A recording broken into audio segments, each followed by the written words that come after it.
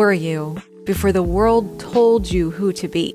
If listening to outside sources has left you feeling like the funny best friend rather than the main character in your own life, then tarot journaling is here to help you rewrite your script. Hey party people, I'm Kaylee and welcome to The Maiden Mother. If you're new around here, I'm a feminine embodiment coach, which basically means that I fight the patriarchy by helping you become a menace. Because we all know there is no greater threat to society than a woman who knows who she is, who actually likes who she is, and is generally just doing her own thing and minding her own business. And if that all sounds good to you, make sure you are subscribed to my channel because I think we would get along famously and we should be best friends. And because I am all about helping you dive deeper into your intuition and reconnect with your inner knowing, I've created a free tarot journaling guide exclusively for my Patreon members. It includes 3 powerful tarot spreads, deep dive prompts, and everything that you need to make this practice truly transformative. So if you are interested in snagging that resource, or if you generally just want to support my channel and the work that I do, thank you. I will leave that linked for you in the description so that you can check it out.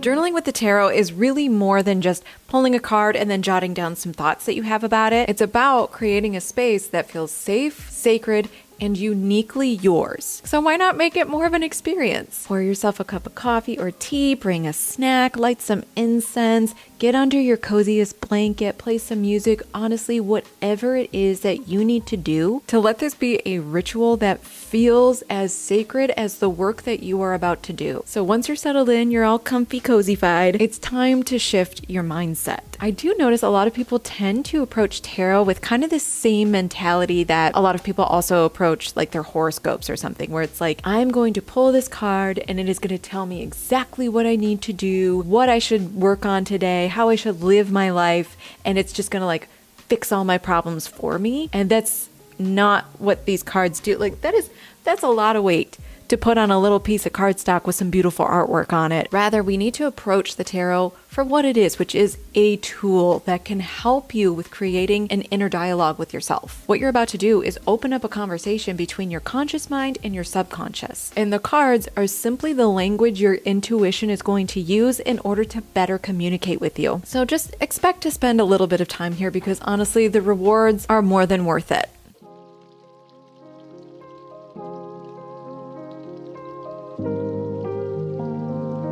Now that we're all set up, it's time to ask your question, and the key here is specificity. Broad, surface level questions like, what do I need to know today? They might feel easy, but they don't really lead to the deeper level insights that we're looking for. Instead, try to make your questions as specific and intentional as possible. Now, if you're not sure where to start, or if you just need a little bit of inspiration, don't forget I've created that resource for you that has 35 insightful, thought-provoking prompts for you to use for your tarot journaling practice. Again, that is available for all of my Patreon members, and I have that linked in the description for you. But for now, one question I really love starting with is, what limiting beliefs about myself am I ready to challenge or rewrite? It's specific, powerful, and opens up the door to uncovering stories about you that you might not even realize you're telling yourself. Now, once you've settled on your question, shuffle your deck, pick out your card. When you're just starting out, I highly recommend pulling only one card, maybe 2 if you need a little bit of clarification, but no more than that. This is just so that we can keep things as simple and uncluttered as possible. After you've pulled your card,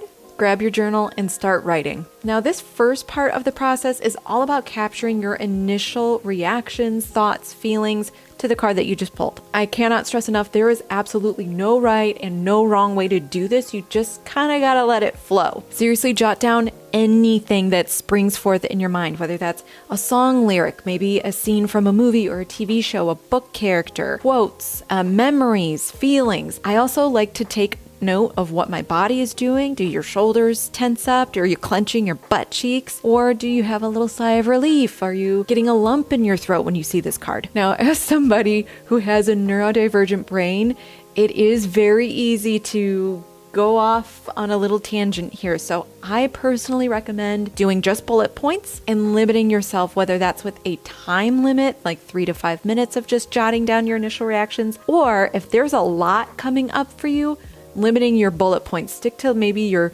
top 5 biggest things that are really leaping out to you, the top 5 impressions that you're getting, and end it there. And mostly that's because we don't want to start overthinking it at this point. We don't want to get wrapped up in the weeds of this practice. We'll dive deeper into that in the next step. For now, the goal is to let your subconscious start flowing freely through your pen. Now, as you're capturing your thoughts down, it is really easy to let outside influences start to creep in. The shoulds, the judgments, the opinions of others. But this is where your journaling practice becomes a radical act of self-trust. This is not about what anybody else thinks. This is not about what's weird or what you should be thinking or yada, yada, yada. This is about what you know and what's coming up for you from deep down. And honestly, that's a little bit easier said than done.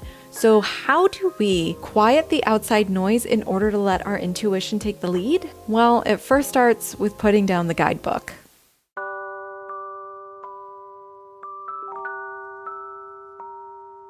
If there is a single word that I could use to sum up my introduction into the tarot, it's confused. Because what would happen is I would pick my card and then I would immediately consult the guidebook. I remember back when I first started getting into it, the Tower was a card that I would pull up pretty much every time. And I remember the first time I got it, I actually laughed. Like, look at this freaking card. It's an intense card.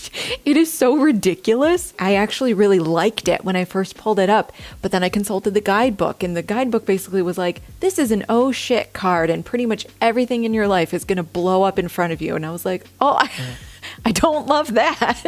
And so then I went to a website and that talked about how I was maybe being self-destructive. And then I went to a different app and that told me that I should expect my husband to divorce me or for my job to fire me. And I just remember sitting there thinking, like, this is so far from what I initially thought. Like, how could I be so wrong? And also, like, which one of these is it? Is it my whole world is going to blow up? Am I going to blow it up? Is somebody else going to blow it up for me? Like, I don't understand what's happening. And it ended up just making me feel more confused and like I had even more questions rather than clarity. It was incredibly discouraging and it honestly put me off of the practice for a while. But when I did eventually come back to using the tarot again, I decided to just kind of set the guidebooks and the apps and the websites aside and just read the story that was being told to me from the cards. And this is a story that I take away from the Tower. You know how when a friend tells you about some event like a wedding or a vacation that they went on, it's very rarely a wholesome,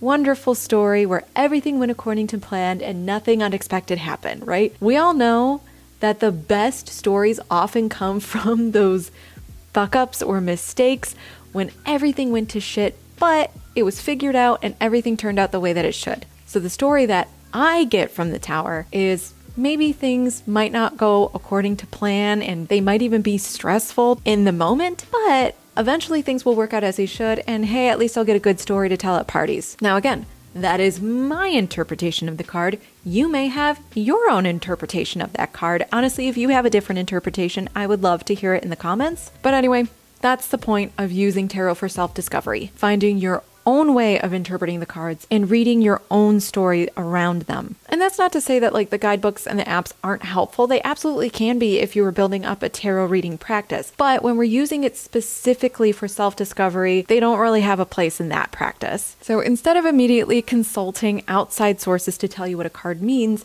instead, let yourself be immersed in the imagery or the storytelling of that card. Really spend some time with it and ask yourself what symbols are standing out to you. What does the card feel like in your body? If there's a character, who do they remind you of? Who would play her in a movie or a TV show? Write down whatever comes to mind. Maybe it's a feeling, a memory, or a song lyric. Let your intuition guide you here. Okay, so now you've tuned into your intuition, thoughts, imagery, that's all coming up for you and you're being flooded with impressions. Now, what do we actually do with all of that information?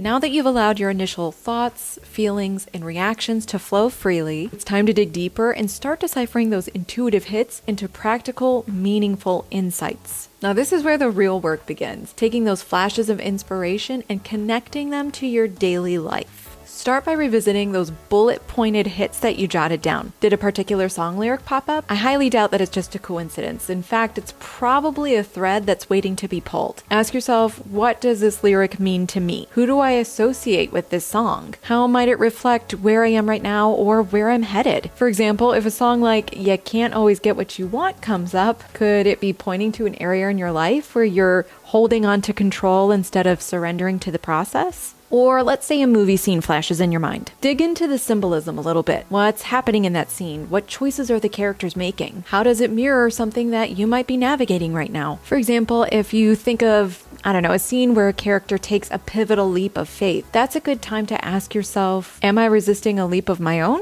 Next, I really want you to pay attention to your body's reactions. Our bodies are so freaking smart and wise. We don't give them enough credit for that. And they hold on to so much untapped knowledge. So how I talked about before, if your shoulders are tense, your butt is clenched, lump in your throat, sigh of relief. Each single one of those sensations is a clue. Let's say, for example, you pulled a card like the Fool, which often speaks to new beginnings. If your shoulder is tensed up, that's a good time to ask yourself, ooh, what about a fresh start makes me so uncomfortable? Conversely, if you feel a weight coming off your shoulders or that sigh of relief, that's a great time to notice that, yes, maybe this is a good direction for me to be moving in. Finally, this is a great time to start connecting the dots. Emotional alchemy is all about taking what you feel, no matter how messy or confusing, and turning it into something that you can work with. So for example, if a card is stirring up a lot of frustration within you, that's a great time to ask yourself what unmet need or what boundary this frustration is pointing you toward. Or if you feel excited or happy about something, ask yourself, how can I invite more of the energy of this card into my life? Because this is such deeply personal and oftentimes challenging work, I do want to put out a very gentle reminder to be kind to yourself. If you get to a point where you are feeling a massive amount of resistance or fear or discomfort with a specific card or what it's bringing up with you, know that you don't have to navigate those feelings alone. In fact, I personally love using this practice as a great starting place to notice some of those feelings, and then when I hit a wall with them or I notice a lot of resistance or fear or insecurity around them, I will actually take those to my therapist to help me work through those feelings together. This process is not about finding the right answer or therapizing yourself. It's about layering those insights so that you can create a deeper, richer understanding of yourself. Over time, you'll begin to see how these intuitive hits guide your decisions, your relationships, and your personal growth. As you begin to peel back these layers, you may start noticing certain cards that come up again and again and again, almost like they're stalking you or trying to tell you something. Coincidence? I think not. In fact, I think these are an invitation to dive even deeper.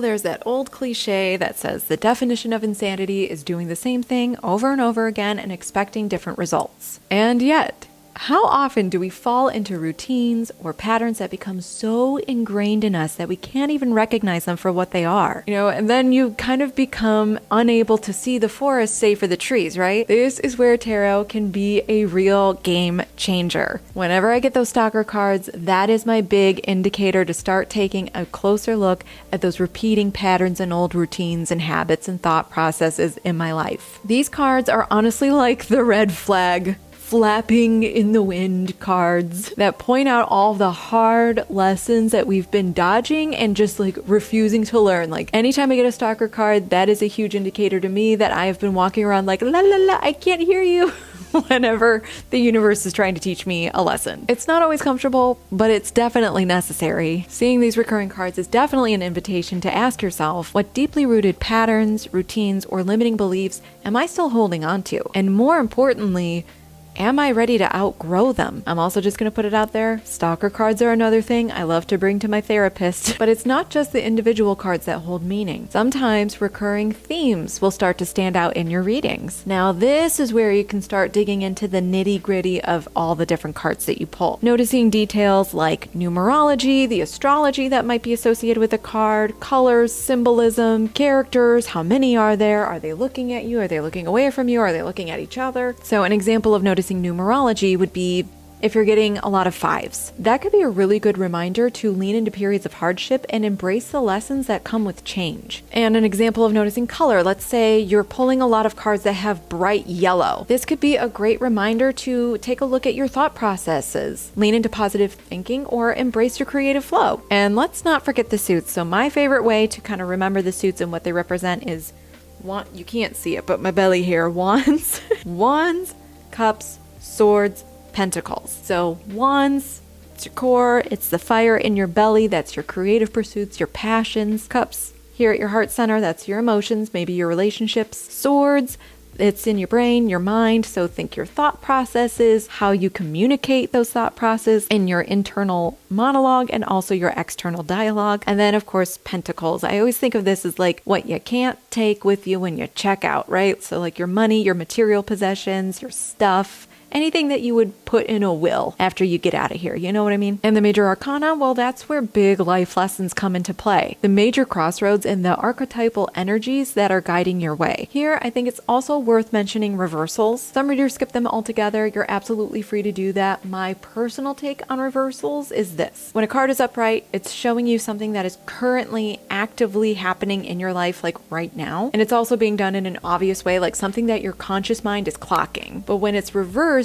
it may be pointing to something that you are ignoring or where you could benefit from applying its energy more consciously. But again, that's just my personal interpretation of them. A reversal could honestly act as a really gentle nudge to pay closer attention to an area that might be hiding in your blind spot. When you start noticing these patterns, whether it's recurring cards, symbolism, or suits, again, I rarely think it's a coincidence. Rather, it's a message. The cards are reflecting back to you the areas of your life that deserve more attention from you. And over time, you'll begin to notice that recurring patterns are often just an invitation to dive even deeper.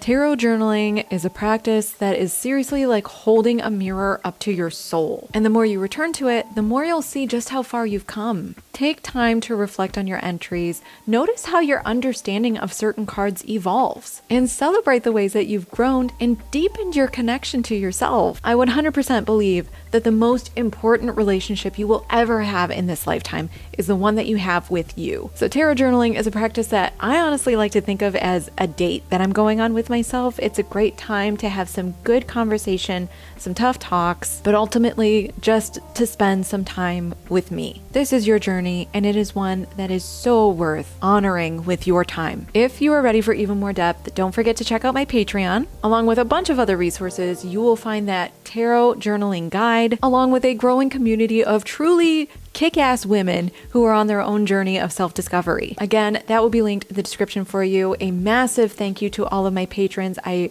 really, really appreciate all of your support. As for this growing community, I would love to hear any and all of your insights. I don't really get to talk tarot with a bunch of people in my daily life, so it would be really fun to be able to talk about different spreads that you love, insights, your interpretations of different cards. And if you were new, like brand spanking new to the practice of tarot, I would love it if you leave any questions or comments that you have in the comment section below, because this community rocks, and I know that there will be somebody there who can answer your questions for you or will be happy to guide you on your journey as well. If this video resonated with you, please let me know by giving it a like and subscribe to my channel if you haven't already, so that we can continue sharing this journey with one another. And be sure you check out this video right here, all about how to start accepting yourself and living unapologetically. I think you'll find the practices that I shared in this video super helpful as well, so don't miss it. I will catch you over there. And as always, I love you and appreciate you so much for watching. Until next time,